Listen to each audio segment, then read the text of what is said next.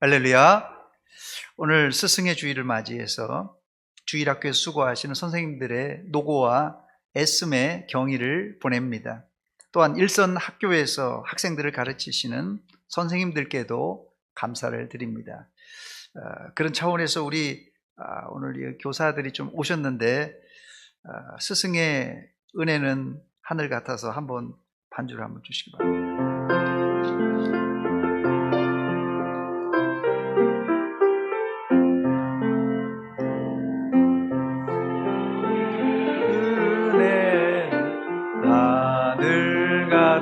우리 선생님들 한번 일어나 보시기 바랍니다.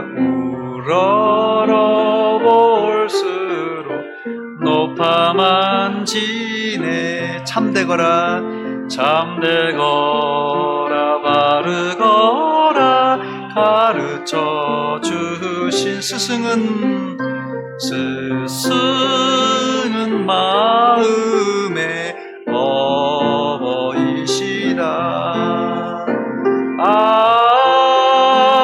고마워라 스승의 사랑. 보답하리 스승의 은혜. 오래간만에 불렀더니 이게 다 잊어버렸네요. 한번 제가 기도합니다. 하나님 아버지, 여기 주일학교에서 수고하시는 우리 선생님들을 축하하며 오늘 스승의 주일로 지킵니다. 이 모든 것이 하나님의 은혜이고 또 선생님들의 수고와 애씀이 있습니다. 하나님, 이들의 수고와 그 정성을 받아주시옵고 우리 주일학교를 부흥시켜 주시옵소서. 오로지 주님을 향하여 달려가는 우리 선생님들의 마음을 받아주시옵고 하는 일마다 잘되게 하시되 형통의 복이 임하게 하시고 육신의 강건함을 허락해 주시고 늘 성령과 지혜가 충만한 교사들 되게 하여 주시옵소서. 예수님의 이름으로 기도하옵나이다. 아멘. 예, 앉아주시기 바랍니다. 감사합니다. 스승의 주일을 맞이하여 우리 수고하시는 선생님들께 다시 한번 감사의 말씀을 드립니다. 그러나 또 한편으로는 씁쓸한 소식들이 요즘 심심치 않게 우리에게 들려지고 있습니다. 이 학생들과 선생님 간의 이 부적절한 이런 여러 가지 행위가 기사에 종종 등장하는데 이것이 과연 학생들의 잘못인가 선생님들의 잘못인가 판단하는 것은 마치 닭이냐 달걀이냐 하는 치킨 게임과 같습니다. 학생과 교사 사이의 부적절한 관계는 쌍방의 책임이 있지만 본질적인 문제는 아담과 하와의 원죄로 인한 인간관계의 깨어짐 때문입니다. 물론 과거에도 이런 불미스러운 일이 없었던 것은 아닙니다. 그러나 과거엔 엄격한 규율 때문에 지금보다는 덜했다는 겁니다. 그러나 돌아보니까요, 그때나 지금이나 50보 100보입니다. 오늘 우리는 스승의 주일을 맞이하여 본문에 나오는 예수님의 제자 훈련 방식을 통하여 먼저 된 우리가 선생님과 부모로 제자와 이 자녀들을 잘 양육하고 더불어 먼저 된 어른으로서 다음 세대에 좋은 영향력을 끼치는 어른들이 되시기를 바랍니다. 첫 번째, 좋은 선생님 밑에 좋은 제자가 길러지는 법입니다. 좋은 선생님 밑에 좋은 제자가 길러지는 법입니다. 우리는 위대한 스승인 예수 그리스도의 제자들입니다. 그러므로 우리는 좋은 스승인 예수님 밑에서 좋은 제자로 살아야 할 책임이 있습니다. 여러분들은 예수님의 훌륭한 제자로 작은 예수들이 되시기를 바랍니다. 그러나 때론 좋은 선생님 밑에 불량한 제자도 있습니다. 그 좋은 예가 예수님의 12제자 중에 스승을 팔아먹은 가룟 유다입니다. 이런 경우 조직신학에서는 가룟 유다를 구원에서 제외된 유기된 자라고 분류합니다. 유기된 자라고 분류합니다. 우리나라 속담에도 가룟 유다 같은 사람을 사람의 천성은 바뀌지 않는다. 혹은 사람은 고쳐 쓰는 게 아니다라는 말이 있습니다. 그럼에도 좋은 선생님 밑에 좋은 제자가 나는 법입니다. 특별히 지휘자 세계에서 통용되는 말이 있는데 삼류 지휘자는 있어도 삼류 합창단은 없다는 말이 있습니다. 즉 훌륭한 지휘자는 삼류 합창단을 인류 합창단으로 바꿀 수 있다는 말입니다. 저는 우리 교회 파파스를 보고 이 진리가 사실임을 확증받았습니다. 이 정도 되면 우리 김태석 집사님이 인류주의자인 것이 증명된 겁니다. 예. 지난주 부산 수용록교회에서 전국 목사 장로 기도회 수요 예배 중에 목사님들, 장로님들, 사모님들과 또 수용록교회 어린이 찬양단 그리고 오케스트라가 협연을 했습니다. 저와 제 아내는 곡도 모르고 그냥 대전노회 대표로 착출되어 나갔는데 사실 1시간 연습하고 어떻게 곡을 다 소화할 수 있었겠습니까? 그러나 탁월한 지휘자와 오케스트라가 받쳐주니까 우리의 정제되지 않은 소리가 제가 그래서 녹화방송을 한번 들어봤습니다. 녹화방송을 들어보니까 그래도 그럴듯하더라고요.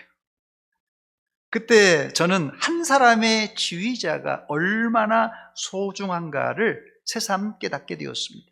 이런 내용은 얼마 전에 한 목사님이 출간한 문제아는 없고 문제 부모만 있다는 책과 일맥상통하는 말입니다. 훌륭한 선생님은 망나니 같은 학생들을 포기하지 않고 끝까지 품고 가르쳐 사람을 만들어내는 스승입니다. 그러나 이것은 현실적으로는 만만치 않은 일이에요. 지난 5월 8일 날 우리 실버대학에서 특송을 한 전도사님이 제 방에 와서 잠깐 간증을 하시는데 교도소를 다니시는 전도사님인데 전남의 한 교도소에 무기수가 교도소 안에서 믿음 생활을 잘하고 찬송 인도까지도 했던 사람이라고 합니다.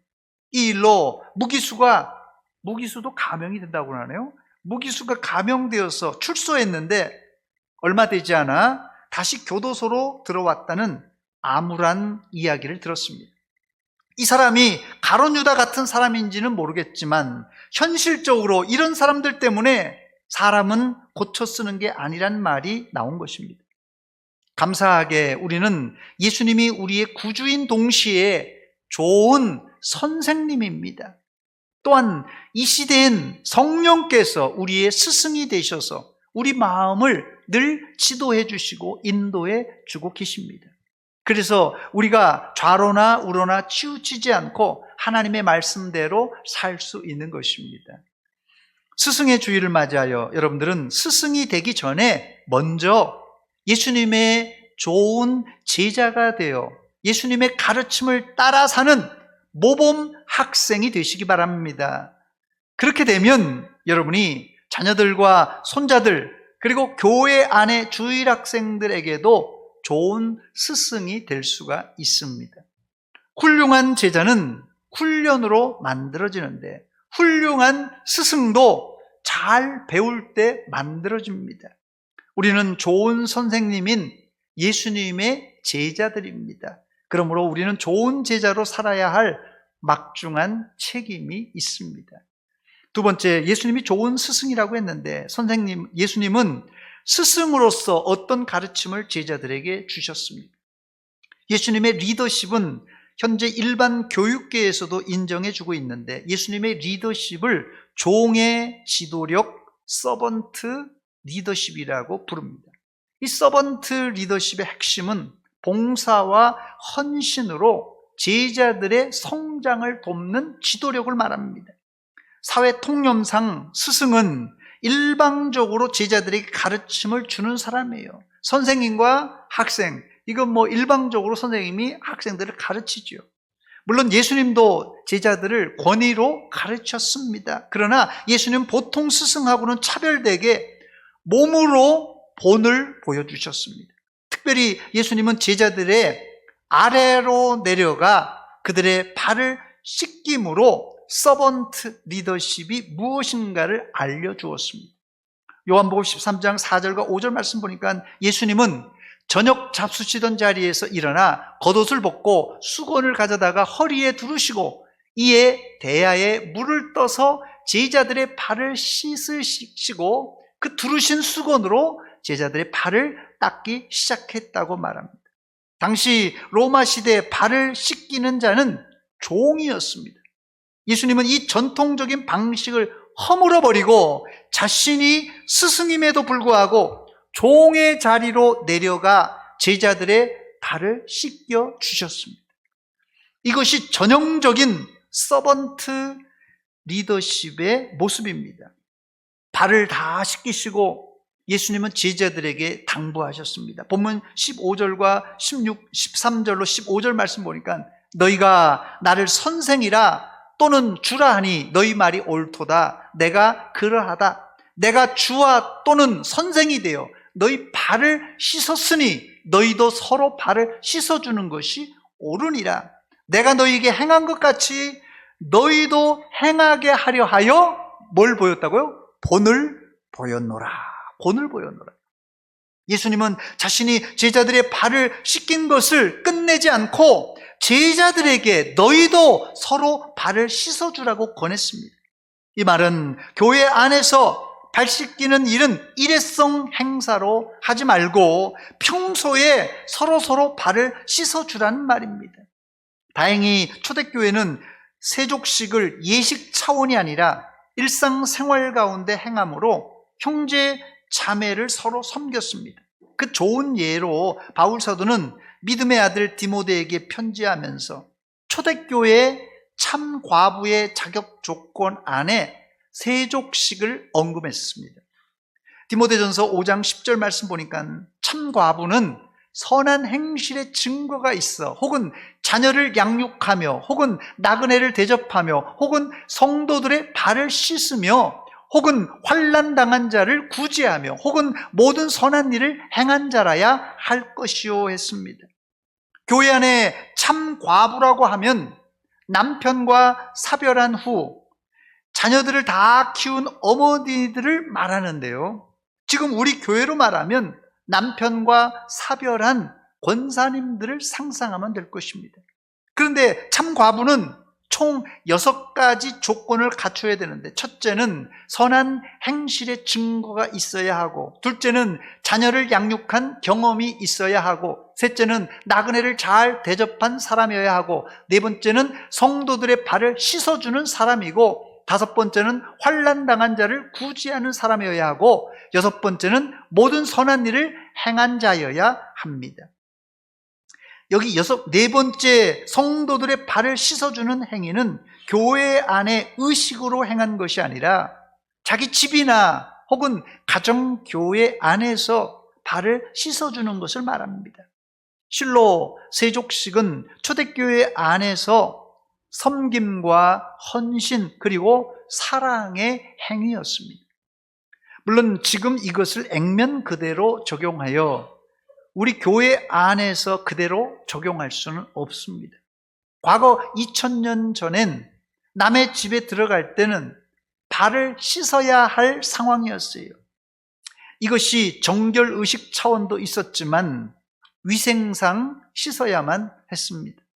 그 이유는 2000년 전에 포장된 도로가 거의 없던 시절 중동 지역에서 샌들을 신고 다녔는데 이 샌들을 신고 다니면 먼지나 흙으로 발이 더럽혀질 수밖에 없습니다.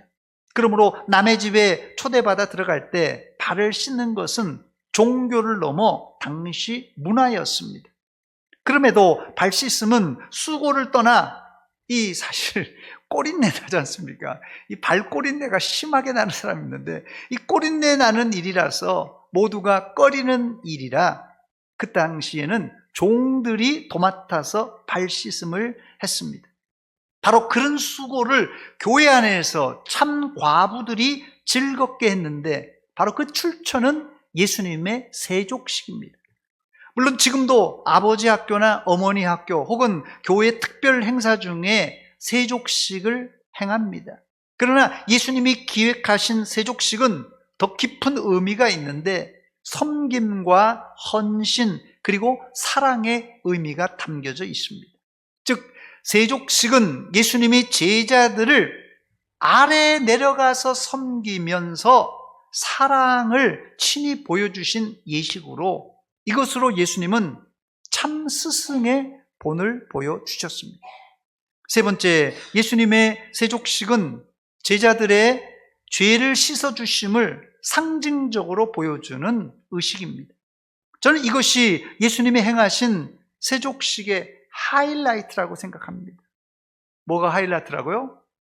바로 예수님께서 세족식을 하는 것은 뭐 규례로 의례로 한 것이 아니라 죄를 씻어주는 의식이 바로 이 세족식입니다. 한마디로 발을 씻어주심은 예수님의 서번트 리더십을 보여주는 것을 넘어서 죄를 씻어주는 사죄의 은혜, 더 나아가 십자가의 구속을 미리 보여주는 체험 학습 시간이었어요. 요즘 AI가 학교 선생님보다 더 잘 가르치는 세상입니다. 여기 선생님들도 계시지만 요새 AI가 정확하게 더 멋지게 더 잘 가르치는 세상이에요. 유튜브만 틀어도 좋은 강의가 넘쳐납니다. 그러나 참 스승은 지식을 전달하는 사람을 넘어서 제자들의 인격을 다듬어주고 더 나아가 허물까지도 덮어주는 용서의 사람이 되어야 됩니다. 요한복음 13장 6절로 8절입니다. 시몬 베드로에게 이르시되 베드로가 이르되 주여 주께서 내 발을 씻으시나이까? 예수께서 대답하여 이르시되 내가 하는 것을 내가 지금은 알지 못하나 이후에는 알리라. 베드로가 이르되 내 발을 절대로 씻지 못하리이다. 예수께서 대답하시되 내가 너를 씻어주지 아니하면 네가 나와 상관이 없느니라 그랬어요. 이 말을 듣고 베드로가 깜짝 놀랍니다. 그래서 예수님께 요청을 합니다. 요한복음 13장 9절로 10절입니다. 시몬 베드로가 이르되 주여 내 발뿐만 아니라 손과 머리도 씻어 주옵소서. 예수께서 이르시되 이미 목욕한 자는 발밖에 씻을 필요가 없느니라. 온몸이 깨끗하니라. 너희가 깨끗하나 다는 아니니라. 우리가 예수님과 베드로의 대화를 통하여 확실히 알 수 있는 것은 예수님이 제자들의 발을 왜 씻겨 주었냐는 것이에요. 예수님이 제자들의 발을 씻긴 것은 위생이나 문화적인 행사가 아니라 죄를 씻어 주시려고 하신 것입니다. 내가 너를 씻어 주지 아니하면 너와 내가 나와 상관이 없느니라. 이 말은 세족식이 우리 구원과 밀접하게 연결되어 있음을 암시하는 말입니다. 즉 예수님이 베드로의 발을 씻겨주지 않는다면 구원에서 제외될 수 있다는 의미로 받아들일 수가 있습니다. 그러나 세족식에서 우리가 알 수 있듯이 베드로는 이미 목욕한 자, 즉 구원받은 자로 구분합니다. 그러나 구원받은 자일지라도 죄를 지을 때마다 죄를 씻어내야 한다는 말씀이에요. 사실 가룟 유다는 발 씻음에도 실패했지만 본질적으로 그는 목욕하지 못한 사람입니다. 그런데 앞서 말씀드렸듯이 초대교회는 세족식을 생활 속에 적용함으로 형제들의 발에 붙은 먼지를 닦아주라는 의미를 넘어 형제에게 묻은 죄나 허물을 서로 씻어주라는 말입니다. 저는 오늘 스승의 주일을 맞이하여 저희 때는 공개적으로 체벌이 있었습니다. 그때 많이 맞았어요. 공포의 수학 시간, 공포의 영어 시간, 선생님들이 딱 거기다가 아예 사랑의 매라고 아주 그냥 막대기에다 사랑의 매라는데 어떻게 합니까? 맞아야지. 지금 돌아보면 선생님들의 꾸중과 체벌을 통하여 제가 이만큼 반듯하게 자라지 않았는가 새삼 저를 가르친 선생님들께 감사를 드립니다. 그런데 선생님들이 단순히 지식을 가르쳐 주심에 감사가 아니라 제가 중학교, 고등학교 때 저도 반듯했겠습니까? 사춘기 때 반항적인 그런 행동, 반항적인 그런 생각을 가진 학생이었지만 선생님이 그거를 용납하고 받아주셨기에 오늘의 제가 있지 않는가 돌아봅니다. 가장 훌륭한 교육은 수학, 영어를 가르쳐 주심보다도 용서해 주고 죄를 덮어주고 허물을 씻어주는 것입니다. 사람은 많이 배웠다고 안 바뀝니다. 여러분, 사람은요, 많이 배웠다고 안 바뀝니다. 많이 배웠다고 인격적인 사람이 되는 게 아닙니다. 언제 사람이 변하느냐? 언제 사람이 변하고 언제 사람이 성숙합니까? 저는 역설적으로 사람은 잘못과 실수를 통하여 큰다고 생각합니다. 사실 부모님과 스승이 왜 필요한 것입니까? 부모님과 선생님들이 지식도 가르쳐 주기도 해야 되겠지만 자녀와 학생이 실수할 때 그 허물을 덮어주라고 있는 것입니다. 부모와 스승이 자녀와 학생의 실수를 참아주고 감싸주고 용서할 때 그때 우리 자녀가 학생이 쑥 크는 것입니다. 가론주다 같이 유기된 사람은 어쩔 수 없겠지만 하나님의 사람이라면 베드로처럼 오히려 허물과 실패를 통하여 큰 사람으로 성장하는 것입니다. 예수님은 실수한 베드로를 용서하고 사랑한 것뿐만 아니라 그에게 자기의 양떼를 맡기셨습니다. 이게 기독교의 스승과 제자의 관계입니다. 오늘 말씀을 우리 삶에 적용해 보길 원합니다. 저는 오늘 본문에 이 서로라는 말에 눈길이 갑니다. 우리가 하나님을 믿는다고 하지만 성격과 성향이 다르기에 뜻이 안 맞을 수가 있습니다. 어떤 부부는 로또 부부가 있다고 합니다. 안 맞아요. 너무 안 맞는 거예요. 안 맞아도 너무 안 맞는 거예요. 로또야 그냥. 우리 부부는 로또라고 해서 난 저 대박이 났나 보다 했더니 안 맞는데요. 그렇게 안 맞을 수가 없대요. 그런 부부가 있더라고요. 그러나 상대방의 실수를 드러내기보다 씻어주고 덮어줌으로 우리는 서서히 하나가 되고 예수님이 바라시는 서로 사랑하는 공동체가 될 수 있습니다.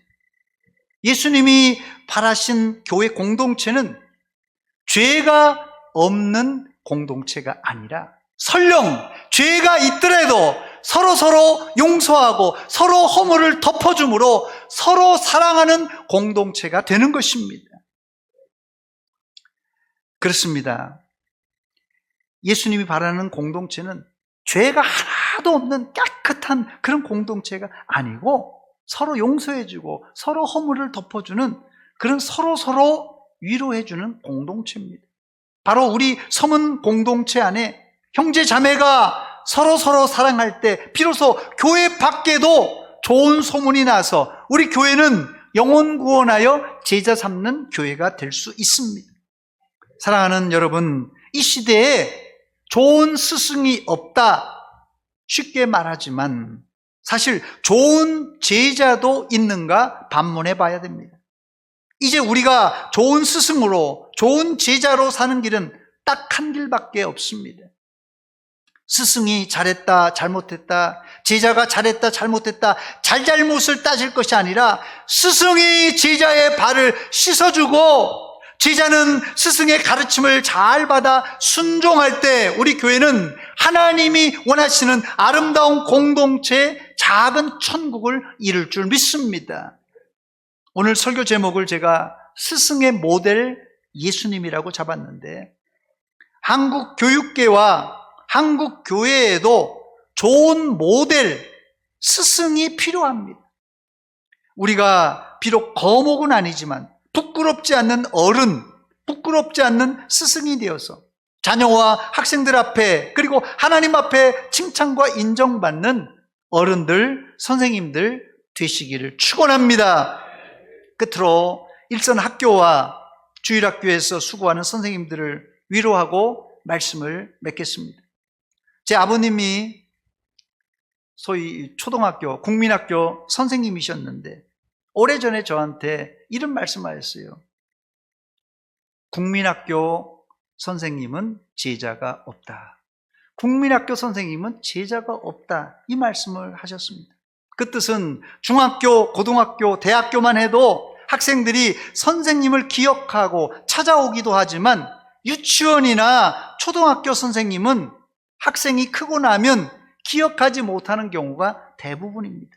저도 국민학교 6학년 때 선생님만 기억하지 저학년 선생님은 거의 기억이 안 납니다.